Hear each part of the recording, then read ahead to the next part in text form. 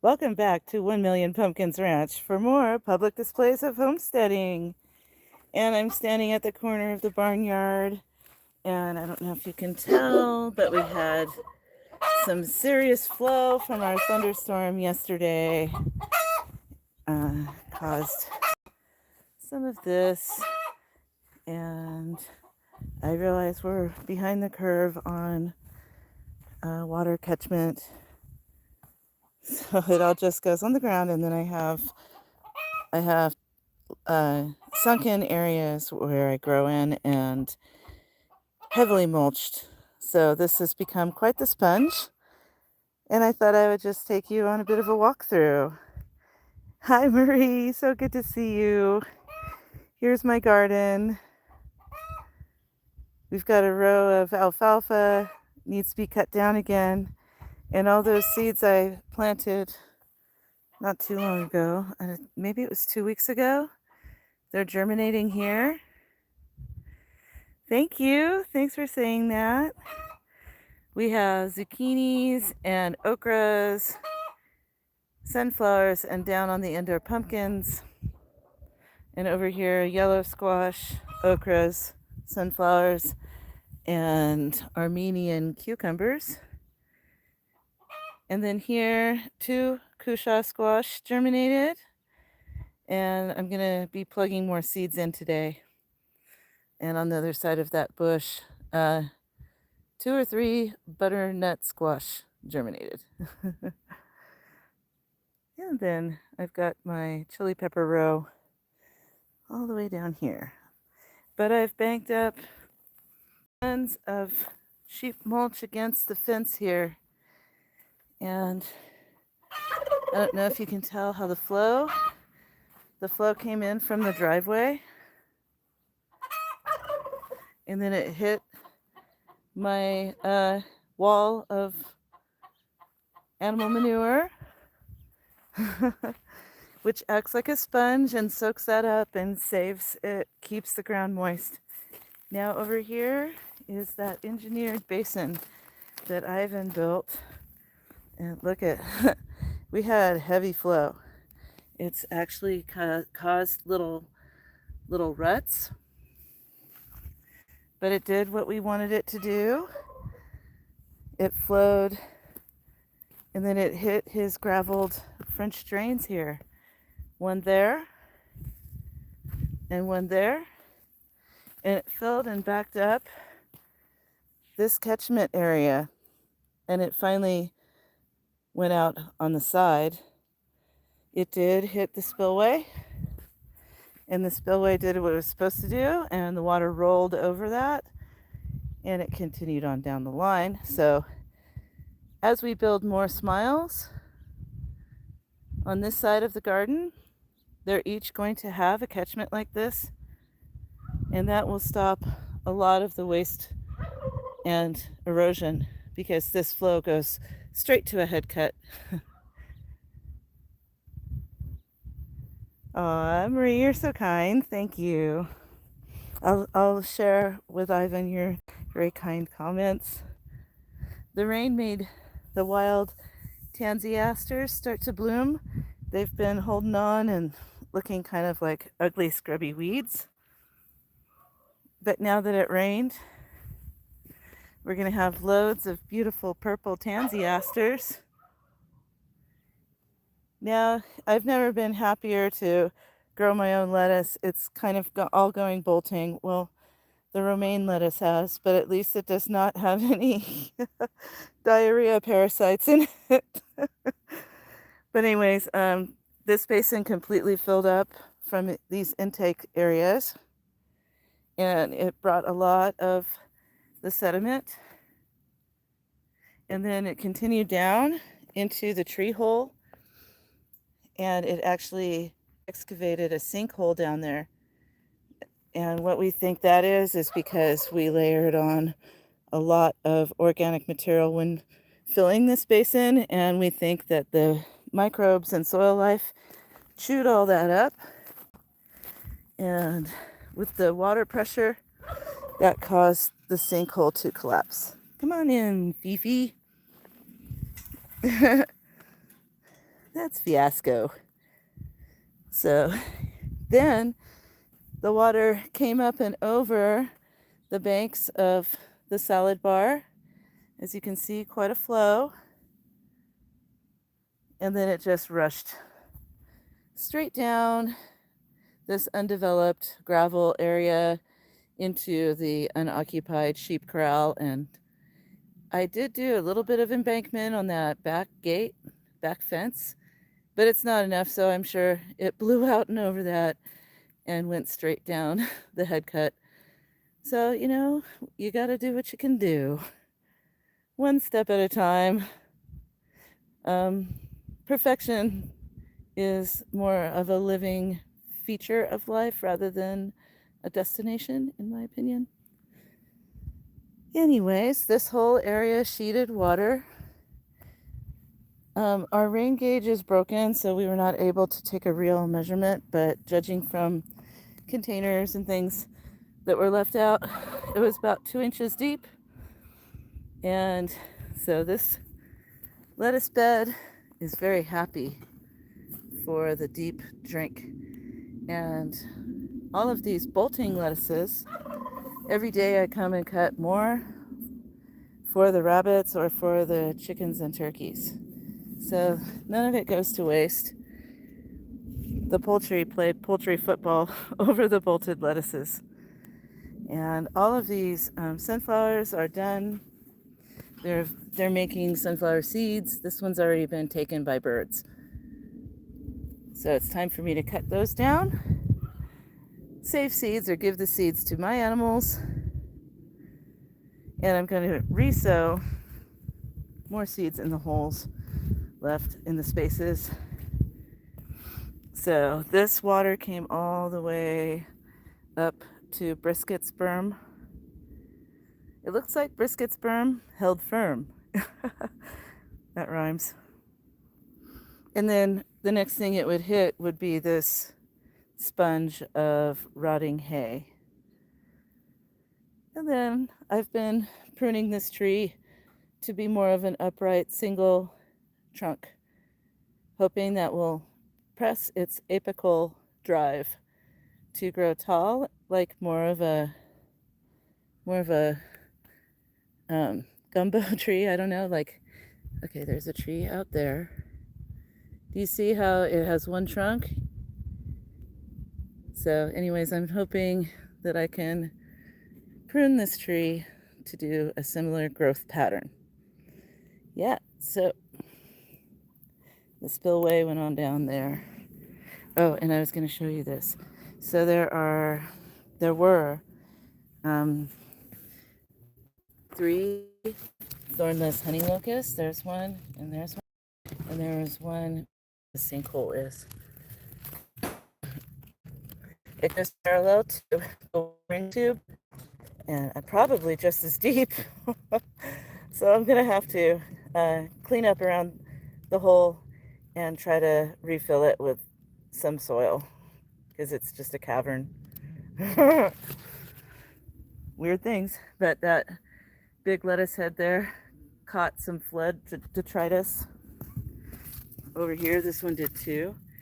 And those are like 6 or 8 inch tall heads. So the water was deep here. Hey there, Martin. Thanks for saying that the water features did well. Appreciate that. They're pretty microscopic compared to yours, but we do what we can. Hi, Jax. Nice to see you. Welcome to the homestead. Now, because I do strip tilling, which means I have a wide pathway and a narrow tilled strip, the narrow tilled strips also capture water, but so do the pathways. The pathways are heavily mulched, and they also have living roots inside them, so that helps the infiltration. The living root gives a vertical chute for the water to go down. Fun fact, they also bring light down to the microorganisms below the surface using phosphorescence. So, phosphorus is one of the NPK. but the phosphorus inside the root will actually light up under the soil surface. I just think those types of things are so fascinating, and if you want to learn more, check out Matt Power's channel. Anyway, so this means that the water scavenging roots from my strips, my planted strips, they can extend beyond their beds and they can water harvest inside the walkways. So the onions, though, are starting to really bulb up. We've got some really good candidates for the fair this year. That's a really good one. So you have to have 5 for the fair, and they have to be kind of all matchy consistent. They're looking for market quality, like what you'd find at the supermarket or whatnot. So that means they should be uniform in size and a good consistency, so like well cured or whatnot. And so far I've escaped the cucumber beetles or potato bugs. I'm not sure which they were. Little tiny metallic beetles that destroyed my tomatillos last year have begun this year. So looking forward to a decent harvest of those. Oh, I did see a ripe purple one over here. Let's see if I can find it again. Yes, here it is. Oh, sorry, let me get around here. There. A nice purple tomatillo, good size, because those are usually the smaller variety. And it's already splitting the husk, so that means it's ready. Oh, and here, the zinnias in between. They're starting to get buds. Volunteer sunflowers, these are getting quite tall. Excuse me. Yep, so it's all soft and spongy out here. Saves us a lot of trouble because I've been watering 400 or 500 gallons a day for my huge garden. It's been parched, dry as a bone, severe drought. So this has been a very welcome rain event. Peppers are starting to form flowers. This pepper got chewed by a sheep, but it's coming back. There's a native bee on the artichoke blossom. So here in Arizona, we have, I think it said like 45 types of bees, and we have all types of wasps too. So they each perform a role in pollinating. Here on my flowering oregano, there's hoverflies and native pollinators of every stripe. So I did chop and drop all the way down this row, I think like 5 days ago, but see how it's growing back? It's so exciting. And I do like to deadhead the mint to cause it to spread rather than get tall and dead. But check out these cool wasps.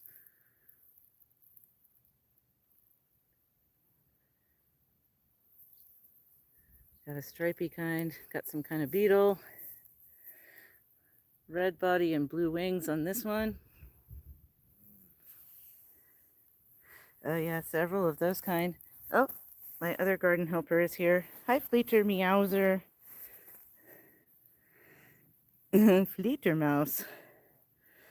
Yep, so peppers all down the line on both sides, in between the herbs. So thyme here.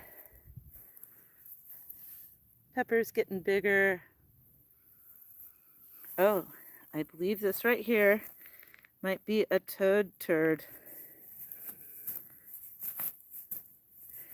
So the way you can tell is if it's full of beetle wings, and I can't tell, that one's pretty dry. That might not be one. Yeah, anyways, the toads are out, and every time the guys see a toad where it's in danger of being, harassed or drying out, they put it here in the yard garden, and they do a great job of pest control eating beetles. So here are the two cushaw. That one's kind of wonky. That one looks ace. So I brought out an array of seeds to plug into the holes where seeds failed. Yeah, it's always a work in progress. Not everything you plant is going to make it. It's always good to plant extra here. There are way too many zucchinis in a row here. So when it's clear that they need more space or anything, then I can thin them. And here I have yellow straight necks. I think all of these plants are volunteer tomatillos. And I think they're kind of crowding out these okras. I have two varieties. This is the dwarf and this is the Clemson spineless. So far the Clemson spineless are doing better than the dwarfs. And I put spacers of native sunflowers. And then here's some Armenian cucumbers. There's a bunch of bindweed for me to weed out. And the alfalfa just keeps giving and giving. Come and give it a haircut every couple days and give it to the rabbits or to the chickens and turkeys. If there's a lot, it goes to the sheep. Here's some butternuts. Those are from seeds I saved. They were not very viable, only 3. I planted gazillions down that row. Anyways, the other things are doing well. And 3 butternut plants is not bad. So I'll just plug in more seeds in the empty spots. I'm excited about okra. We didn't get any okra last year.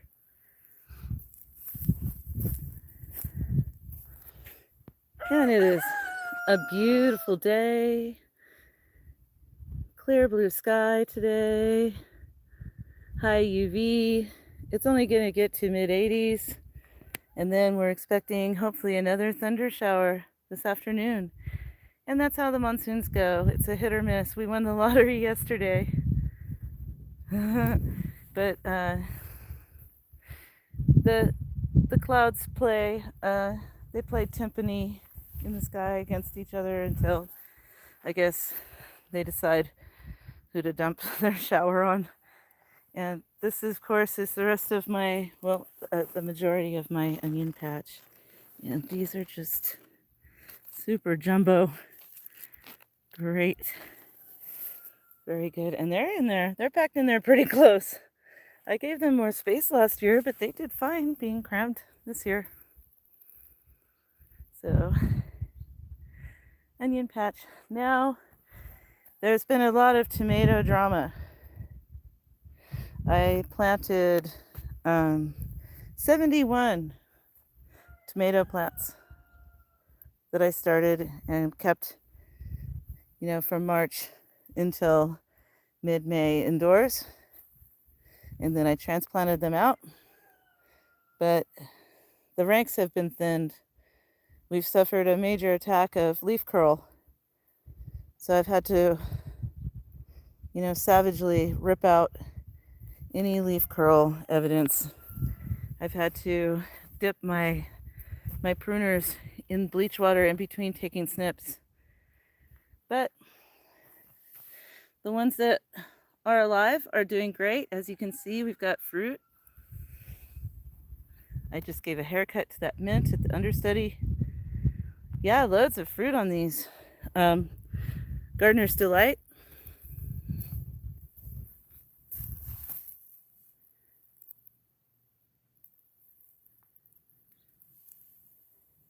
It's coming on strong. You love to see it, so you can't focus too hard on the losses. You have to, praise God for the wins. And some of them are surprises, like multiple volunteer marigolds. There's a few down that row too. Check out that borage volunteer. And more oregano volunteering there. And where there's holes, like right here, I'm going to plant a pole bean to climb up. More of the same, Gardener's Delight. See why I like this variety? It always loads up great. Now here's a bad patch. I pulled out like 6 or 8 diseased plants. So that was kind of a killer, but I'm gonna plant other things in there, probably squash. Look at the fruit that remains, you guys. Could the blessings be bigger? It's crazy. Making some coriander seeds from this bolting cilantro. Hopefully that will bring on its next generation in that row. Yep, so that's row 2 and row 3. Row 3s are aromas. Now these, some of them I think are still sick. So I think this one has tons of fruit, but see how the leaves are curled? It has a different color and texture compared to the healthy one next to it. But it has so many fruits on it, so I'm just kind of taking care of it, hoping it will at least ripen the fruits before I have to take it out. And then this one too is also sick. Probably gonna have to rip that one out. The one on the end looks great though. And some more native sunflower seeds. Over here, we removed the, I don't know how to say it, mateche, whatever kind of garlic. So we had those 2 rows. That's why those are empty. I haven't replanted them yet. But anyways, this oregano is a bee and pollinator collector. Also, predatory insects, and I think that's why we have not had those little metallic potato beetles this year, is because of all the predatory insects. On down the row, had to pull out some diseased plants in that row. I trimmed up the mint. Yep, there's another empty garlic row. Yep, everything on this end of this row is diseased. That one's not looking too hot. The one next to it's good. Oh, I was also pulling out a lot of hornworms. So that's what happened to this guy. But he doesn't have the virus, so coming back from the hornworm attack. More removed plants. Here's a few healthy ones. Loaded with aromas. Really hoping to have enough to put away for the entire year. Leader, you make it hard to walk. And this is Cat Camp Saltbush. They hang out in there. This one just has bolting herbs. But I have been cutting pieces of fennel and putting them on the ground with the tomatoes, because the fennel is repellent for the sucking insects. Hi guys. And no, the wasps leave me alone. The harvester ants, on the other hand, these mofos, oh my goodness, those crawl up my pant legs. And when they hit elastic, they latch on and they bite like 2 or 3 times until I can get them off. And they're so painful. And then you get a big welt and it itches for days. There, see, I've laid down some fennel, hoping to prevent pests at the base of my tomatoes. And check it out. You, sir, are not welcome here. Telltale signs. See that turd right there? That black. There's a black.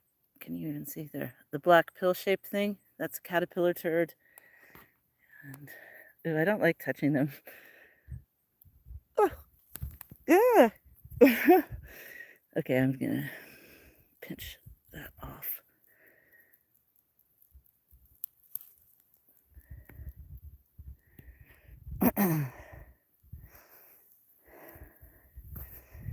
And then it's not prime feed time right now for doing this. But every time I get one of these guys, come over here. Bark, bark, bark, bark, bark, bark. And maybe that turkey will come out and check it. She knows what's good for her. Come on, Barbara.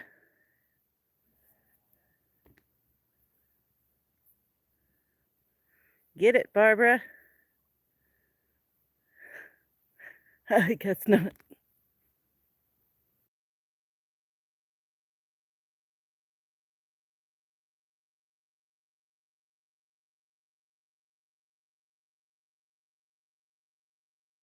Excuse me, I had to cough. Yep, so I've been battling those hornworms. Oh, I see a big one. Ick. You guys, I hate these things. You see it? Just snap that. Look at that guy. Why don't they have a category for biggest tomato hornworm at the county fair? Oh, one of the turkeys got it. And the other one came by.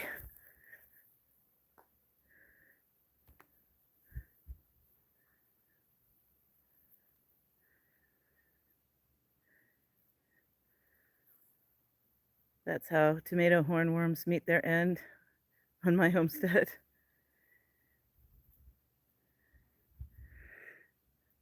Strangely satisfying, in my opinion.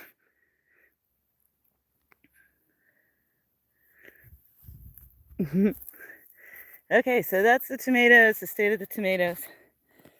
How about this trellis garden?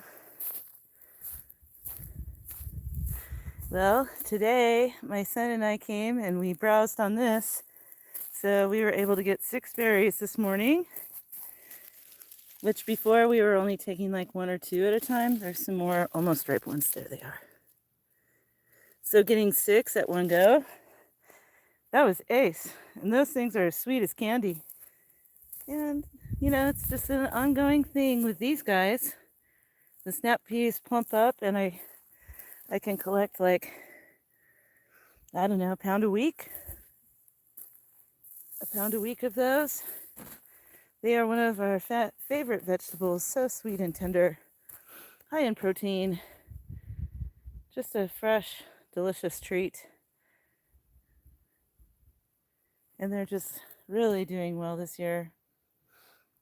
Got herbs underneath and they're greens and peppers, carrots. The snap peas, though, are one of my favorite things.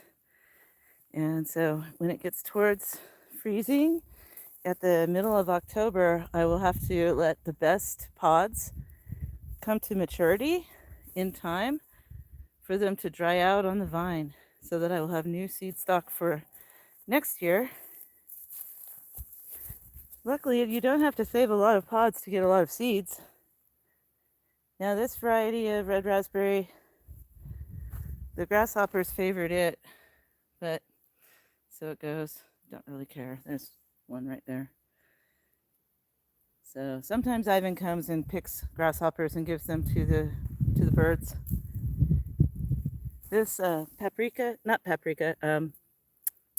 cayenne, starting to produce. Lots of pretty purple flowers. Thai basil. I didn't get these radishes in time. So it's time to plant something new at the base of here. Any suggestions what you'd like to see me play there? Hey there, Food Forest Namibia. Good to see you. Hi. Thanks for joining. Yep, there's much longer cayenne right there. There's somebody in town that if I can produce enough, she wants to buy them from me. So fingers crossed. I don't know though. We'll probably use them all ourselves, but maybe you can give her a care package. Yep, so 500 onions, getting ready for the fair. I already chopped and dropped and weeded. 3 weeks ago? It's time to do it again.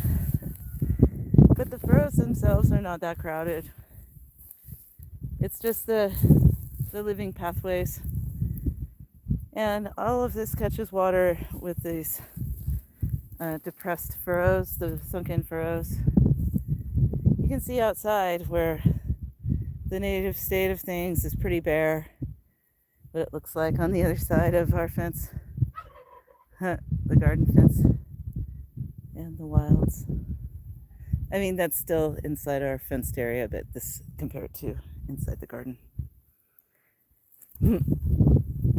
Globe mallows.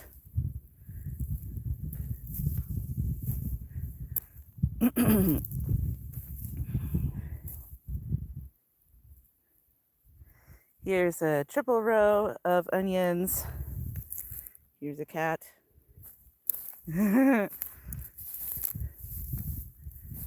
Yep, so some of these are doing quite well for bulbing. I think I still have a few more scapes to pick off of them. I thought I saw some.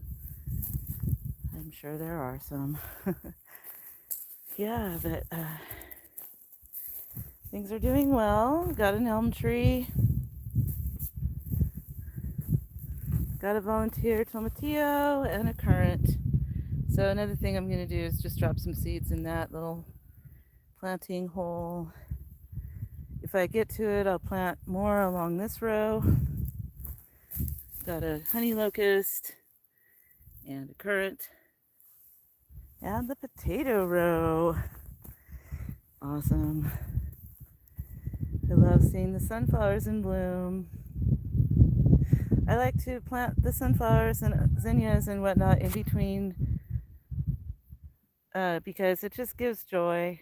It brings the pollinators, it brings in the birds, and it makes seeds for us, for the animals, and for the wildlife.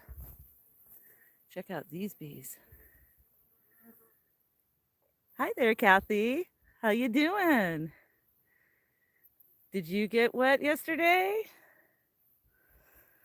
So Kathy lives in New Mexico, and that is basically, New Mexico is 6 miles that way. So just a few plateaus away is our state line.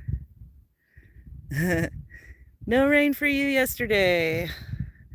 Well, I hope you get some soon. It's like a lottery. They're saying we're supposed to have thunderstorms every day through Wednesday. Today it was projected 0.14 inches. So that's the back half of the garden.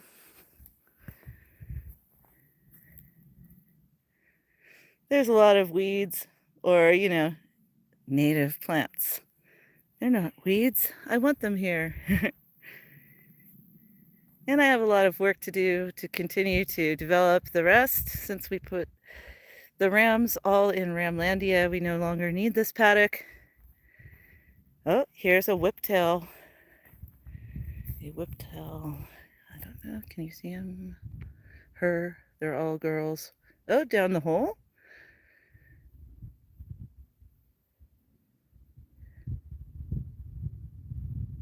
That whiptail is digging a hole. So these type of lizards breed through parthenogenesis. So they pseudomate, and that stimulates them to become pregnant. Weird stuff. Kathy might get some. People down south really need it. They got enough rain 2 days straight, and she's doing laundry. Oh girl, that is the best rain dance you can do, doing laundry. Right, so this is the edge of my hideous compost heap, but having gotten, maybe 2 inches of rain on this thing, I think it's going to really start cooking. The ravens have been helping themselves.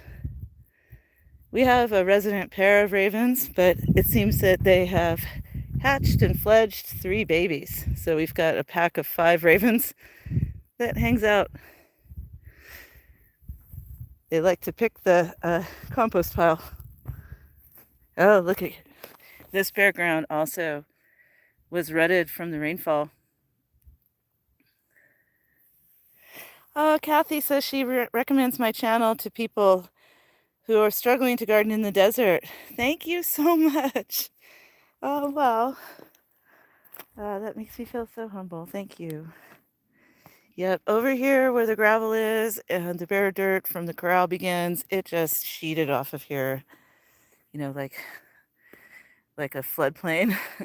There's some kind of volunteer corn or sorghum that popped up when Aristocrat moved out. It got flopsed from the force of the water. And oh, I bought one of those little mini chainsaws. Oh, I'm so excited because I'm going to prune up this half dead tree.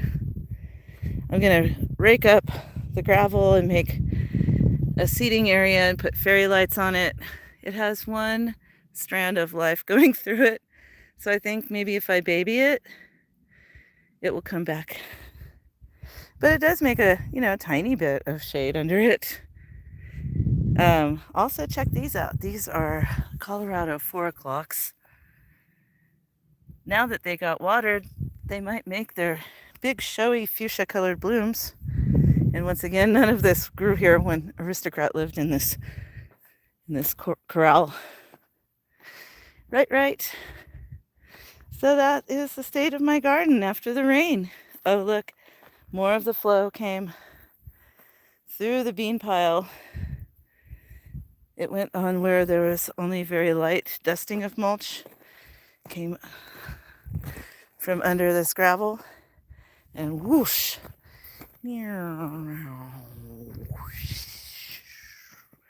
into the garden beds. So I'm pretty happy about that.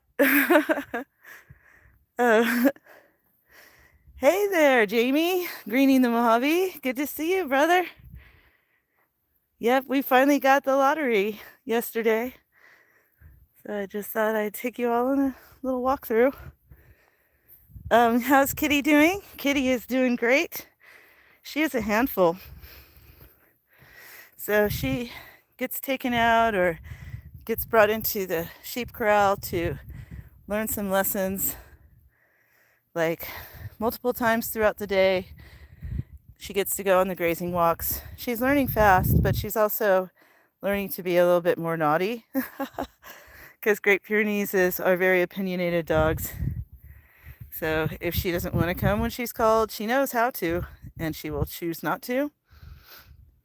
But having her on the leash helps a lot.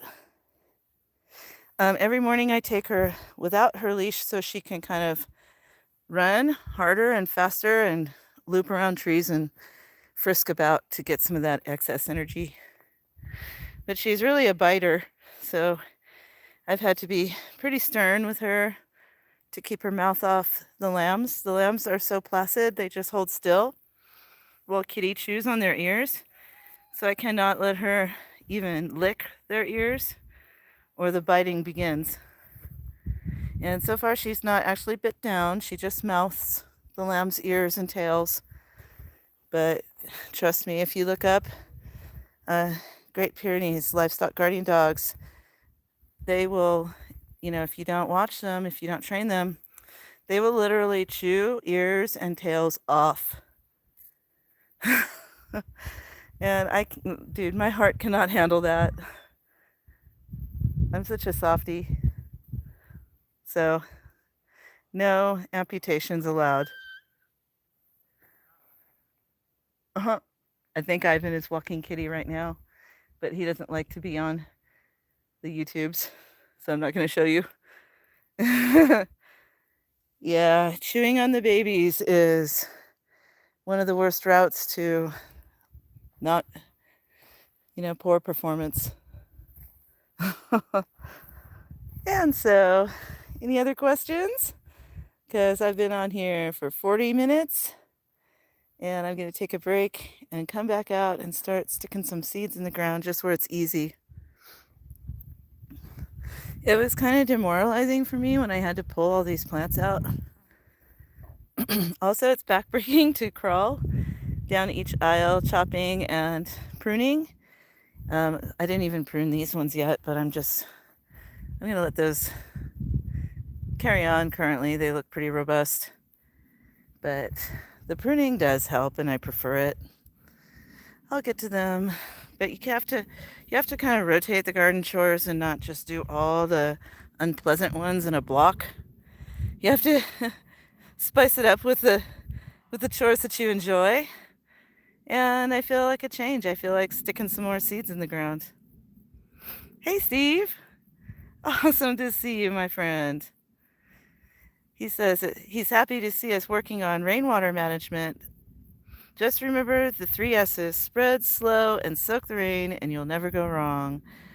Totally agree. So, we just make our slow progress as we are concurrently trying to grow food, ranch these animals, build our infrastructure. Matt has his full-time job, and not lose our minds from the isolation and workload.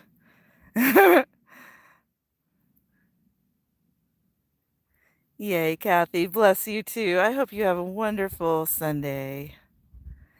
Love to all. I really appreciate everyone who joined me on this garden walk. Look at that sky. All glory to the Most High. Cheers and blessings.